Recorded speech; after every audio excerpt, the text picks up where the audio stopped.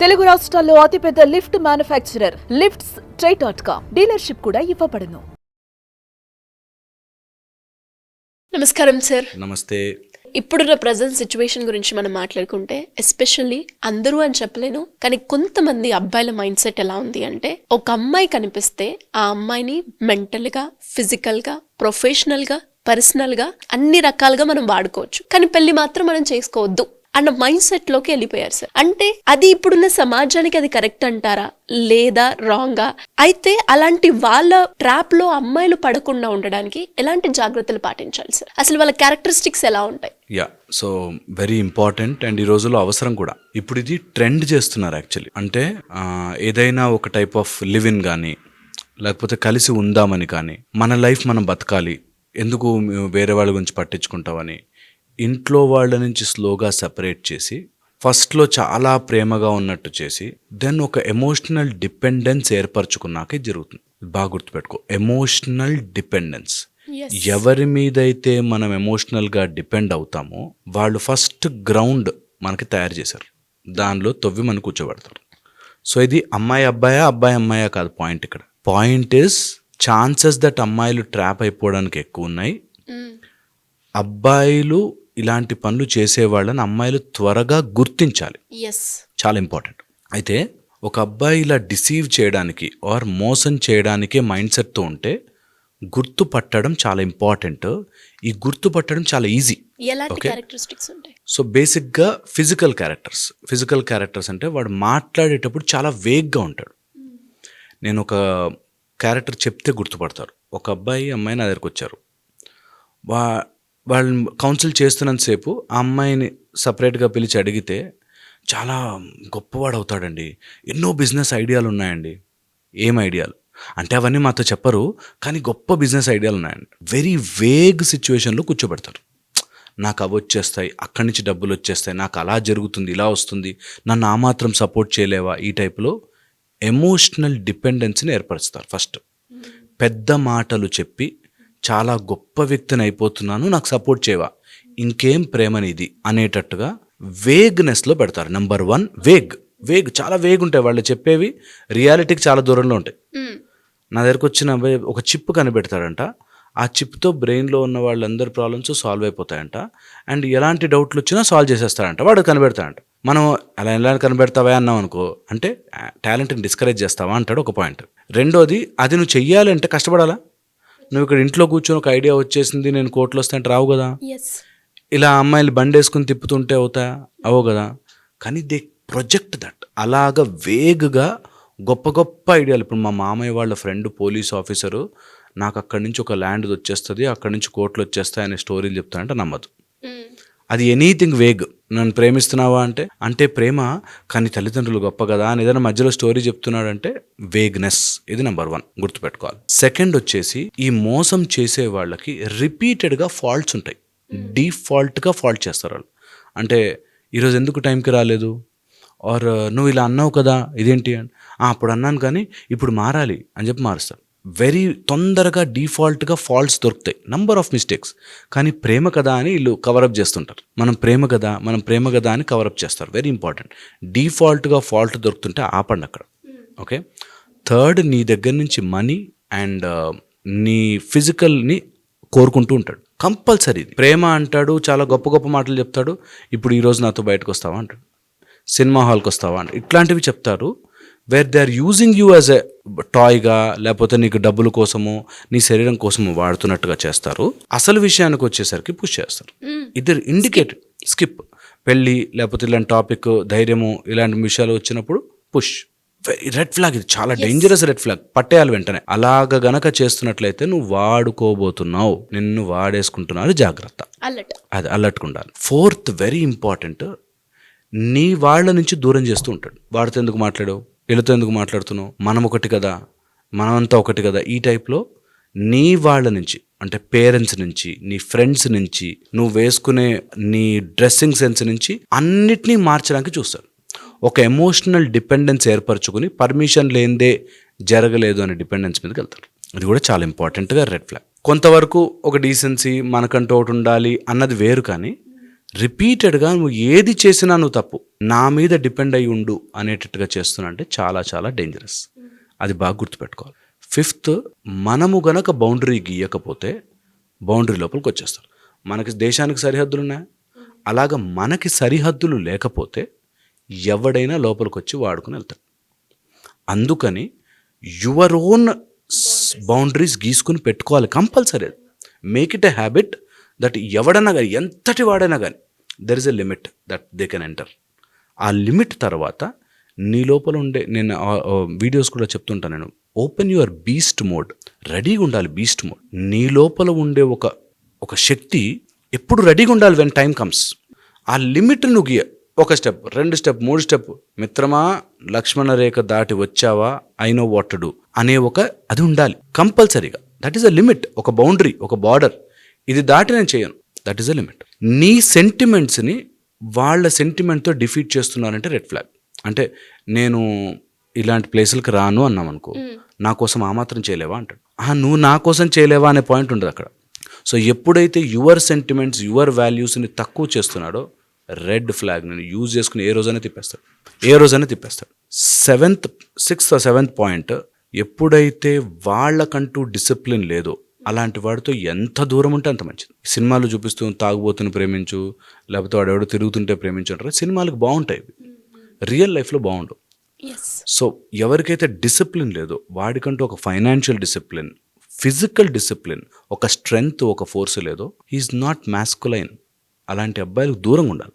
Strength maintain చేసుకుని, physical discipline maintain చేసుకుని, వాడు అన్న మాట మీద నిలబడేవాడిని ఎంతనా ప్రేమించవచ్చు.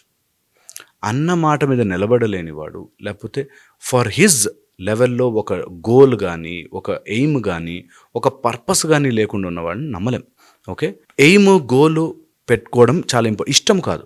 నాకు సింగర్ అవ్వాలని ఇష్టం అండి, ఇష్టం అందరికీ ఉంటుంది. దానికోసం నువ్వు ఎంత దీక్ష చేస్తున్నావు, ఎంత కఠోరంగా ప్రయత్నం చేస్తున్నావు, అలాంటి వాడికి సపోర్ట్ చేయొచ్చు. అంతేగాని ఇష్టాలను అంటే వాడు ఛాన్స్ ఇయ్యడు, వెళ్ళినా కానీ అవ్వలేదు అని కారణాలు చెప్తున్నాడంటే ఈజ్ నాట్ ట్రయింగ్ ప్రాపర్లీ.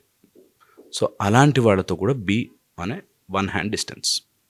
ఇందులో చాలామంది ఎమోషనల్గా బ్లాక్మెయిల్ చేసి, నువ్వు నాతో ఇన్ని రోజులు తిరిగినావు కదా, నువ్వు నన్ను ఎట్లా వదిలిపోతావు అని కాళ్ళ మీద పడుండు అన్నట్టుగా ఉంటారు.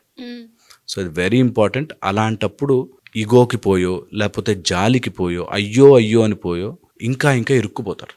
So boundary. అందుకే నువ్వు నన్ను చెడ్డ అయినా అనుకో, నేను ఇలా పెరిగాను, నాకు లిమిట్ ఉంది, నా తల్లిదండ్రులు నాకు వచ్చిన వాల్యూస్ ఒకటి ఉన్నాయి, వాటిని నేను సస్టైన్ చేసుకుంటాను ఎట్టి పరిస్థితుల్లో. అదే మిమ్మల్ని రక్షిస్తుంది. మనకి ఎప్పుడో చెప్తారు, ధర్మో రక్షతి రక్షిత అని. ధర్మం అంటే మనకి ఎన్ని రకాలుగా తెలుసా? స్వధర్మం. అమ్మాయి అయితే అమ్మాయికి ఒక ధర్మం, ఆపద్ధర్మం. మనం ఊపిరి తీసుకోవడానికి ఊపిరికి ఒక ధర్మం. ప్రతి దానికి, ప్రతి సిచ్యువేషన్లో, ప్రతి చోట ఒక ధర్మం ఉంటుంది. ఆ ధర్మాన్ని దాటి పక్కకు పోవద్దు. ఎప్పుడు ఇంపార్టెంట్. స్వధర్మం అంత ఇంపార్టెంట్. నాకంటూ ఒక ధర్మం ఉంది, అందులో ఉండి తీరుతాను. Okay, and very important point ఇది. స్పిరిచువల్ ప్రాసెస్ని ఆపుతారు, ఇది గుర్తుపెట్టుకోవాలి. నీకంటూ ఒక స్పిరిచువల్ ప్యాటర్న్ ఉన్నప్పుడు దాన్ని ఎవ్వరూ బ్రేక్ చేయకూడదు. అలా బ్రేక్ చేస్తున్నాడు అంటే they are trapping you. Because at least spiritual god place is your own personal connection. దేవుడికి నీ ఓన్ కనెక్షన్, ఎవ్వరు మధ్యవర్తులు లేరు. అలాంటి కనెక్షన్ ఎవరు? నువ్వు అలా చేయకు, ఇలా చేయి, ఇలా చేయకు, అలా చేయి. ఒక కపుల్ తెలుసు నాకు, హస్బెండ్ ఈజ్ అ డివోట్ భక్తుడు, ఆ అమ్మాయి నాస్తికురాలు. 24 hours వాడు చేసేది ఏదైనా సరే వాడిని కన్వర్ట్ చేయాలనో, లేకపోతే నువ్వు నమ్మద్దు దేవుడిని అనే దాంట్లో ఉంటారు. విచ్ ఇస్ రాంగ్ కదా. అందుకని ఇవి రెడ్ ఫ్లాగ్స్. సో నిన్ను శారీరకంగా, మానసికంగా, లేకపోతే ఏదో పర్సనల్గా, ఫైనాన్షియల్గా, ప్రొఫెషనల్గా వాడుకుంటున్న వాళ్ళు నీకు క్లియర్గా తెలుస్తుంది వాడుతున్నారని. తెలియట్లేదు అంటే నువ్వు నిద్రపోతున్నావు. నీకంటూ ఒక బౌండరీ పెట్టుకోలేదు అని అర్థం. మీకంటూ మీరు ఒక బౌండరీ పెట్టుకోగలిగితే ఎవరు లోపలికి వచ్చినా తెలుస్తుంది. బౌండరీ లేకపోతే కష్టం.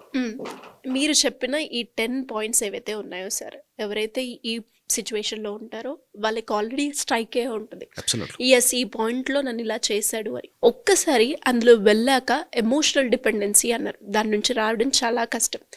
ఈ పాయింట్స్ గుర్తించినప్పుడు నేను ఎలా తప్పుకోవాలి, నేను మోసపోయానని అర్థమైంది నాకు, దాని నుంచి ఎలా బయటపడాలి? సో ఫస్ట్ థింగ్ వచ్చేసి, ఏదైనా అటాచ్మెంట్స్ని అడ్డు పెట్టుకుంటాం. అంటే అది కరెక్ట్ కాదు కదండి, నమ్మాక ఇంకా వెళ్ళాలి కదండి అని, which is only for society. నీ పర్సనల్ అబ్యూస్ జరుగుతోంది, డ్యామేజ్ జరుగుతోంది అంటే వెళ్ళాల్సిన అవసరం లేదు. ఫస్ట్ మనం మన ఇంటిగ్రిటీ, మన హ్యాపీనెస్. అలా ఉంటేనే మనం ఇతరులని సొసైటీలో ఇతరులను ఎవరినైనా సాటిస్ఫైయో హ్యాపీయో చేయొచ్చు. సో ఫస్ట్ మన లిమిట్ నెంబర్ 1. ఎలాంటి థియరీ అయినా నువ్వు బతుకున్నాకే, నువ్వు బాగున్నాకే. అందుకని ఏదో ఒక థియరీ అడ్డు పెట్టుకుని అంటే ఫ్యూచర్లో బాగుపడతాడేమో, మారతాడేమో అని చెప్పి ఇంటింటికి తిరుగుతారు ఇలాంటి వాళ్ళు. నాకు తెలిసిన ఒక కపుల్, హస్బెండ్ తాగుతాడు విపరీతంగా, ఈమె అన్ని రకాల ప్రయత్నాలు డాక్టర్ల దగ్గరికి తిప్పడమే పని. వాడు 1% ఛాన్స్ కూడా తీసుకోడతాను. నేను ట్రై చేస్తున్నా అండి అంటే పోనీ హెల్ప్ చేయొచ్చు, నువ్వు ఎటన్నా తిప్పు, నేను తాగుతా. ఆ టైప్లో ఉన్న వాళ్ళకి you are unnecessarily losing your energy there. Okay, నేను డైవర్స్ ఇవ్వమని వదిలేమని చెప్పట్లే. మానసికంగా దర్ ఇస్ ఎ డిస్కనెక్షన్. అన్నిటినీ మార్చేయాలి అని అనుకోకూడదు, దట్ డిస్కనెక్షన్ రావాలి. ఓకే, సెకండ్ వచ్చేసి టేక్ హెల్ప్.